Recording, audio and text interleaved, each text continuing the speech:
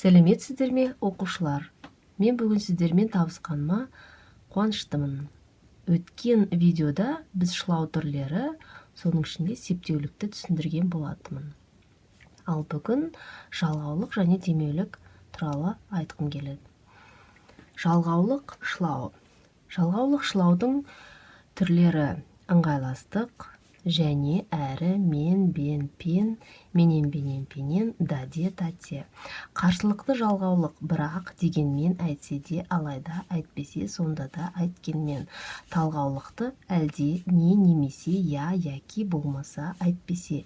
Себеп салдарлық, себебі өйткені, сондықтан, сол себепті. Шартты, егер, егерде. Кезектес жалғаулық, біресе, бірде, кейде. Жалғаулықтар туралы ең бірінші жалғаулық шылауды түсіну үшін оның негізгі қызметтерін талдайық. Жалғаулықтың негізгі үш қызметі бар. Бірінші, сөзбен сөзді байланыстырады. Екінші, бірыңғай мүшелерді байланыстырады. Ал үшіншіден, салалас, құрмалас құрамындағы жай сөйлемдерді байланыстырады. Сол үшін біз бірінші сөзбен сөзді қалай байланыстырады, соны талдайық. Мысалы, ыңғайластық жалғаулықтар және, әрі, мен, бен, пен, даде, тате. Соның ішінде даде, татенің сөзбен сөзді қалай байланыстыратын анықтаймыз. Мысалы, мына сөйлемде, Абайдың өлеңінде, сен де бір кірпіш дүниеге кетігін тап та бар қалан дейді. Осындағы ыңғайластық жалғаулық та, тап және бар сөздерін байланыстырып тұр. Демек, сөзбен сөзді байланыстырып тұр.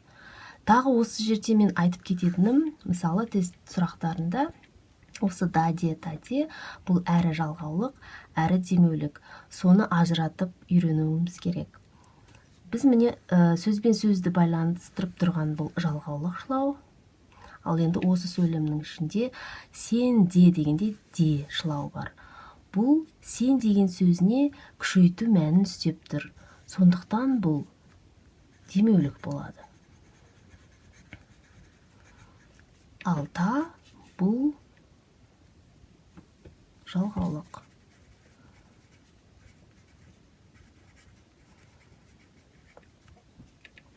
Енді екінші бірыңғай мүшелерді байланыстыру қызметін түсіндірем. Мысалы, бірыңғай мүшелердегі талғаулық, жалғаулықтың қызметін түсіндірейін. Бұл жерде, мысалы, бірыңғай мүшелерді байланыстырып тұр. Аудан шаруашылық басшыларының не кеңселерінен, не үйлерінен таба алмадым деген кезде, бірыңғай мүшелерді байланыстырып тұрған талғаулықты жалғаулық болып табылады. Ал енді үшінші қызметі бұл салалас, құрмалас сөйлемдеріндегі жай сөйлемдерді байланыстыру қызметі. Оған мысалы қарсылықты жалғаулықты алдым. Енді мысалы оқып талдайық. Бірінші, бас болмақ оңай, бірақ бастамақ қиын. Міне осындағы бірінші жай сөйлем мен екінші жай сөйлемді байланыстырып тұрған қарсылықты жалғаулық. Екіншісі де сондай. Байбосыновтың жүзінде әжімнен зау жер жоқ, әйтсе де беті ойнақы еді деген сөйлемде әйтсе де. Міне жалғаулықтар туралы осы ақпаратты сіздерге жеткізгім келді. Ал енді демеуліктер туралы айтқым келеді.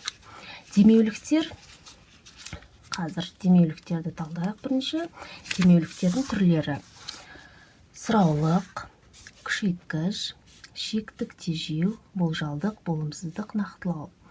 Сұраулық демеуліктерді жеке түсіндіремін.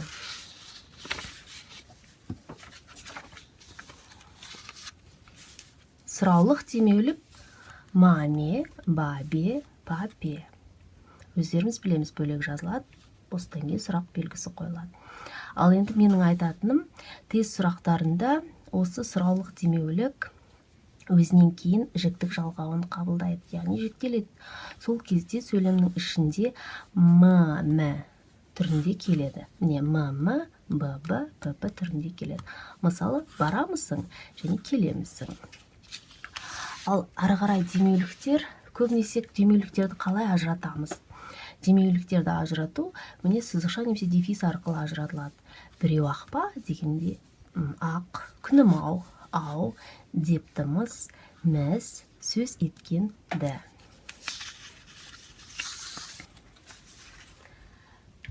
Сол сияқты демеулік шылауларын ажырату үшін ол қандай мағына үстеп тұр, соған мән береміз. Мысалы, күшейту мағынасын беріп тұр ма, не болмаса шектеп тұр ма, болжап тұр ма, нақтылап тұр ма, болымсыз мағына беріп тұр ма, осыған мән береміз. Келесі видеода осы шылау түрлерін біз практикада, яғни тест сұрақтарымен талдау жүргіземіз. Сондықтан сіз менің каналыма жазылыңыз, келесі видеоны жіберіп алмаңыз, ұнаса лайк қойыңыз. Және де мен мұғалім ретінде оқу орталығында топ жинап сабақ жүргізгім келеді. Осы айда сәуірдің 10-нан бастап топ жинап сендерге сабақ бере аламын. Егер де сол топқа жазылғыңыз келсе, онда төменде көрсетілген номерге хабарласыңыз. Тыңдап көргендеріңізге рахмет. Сау болыңыздар.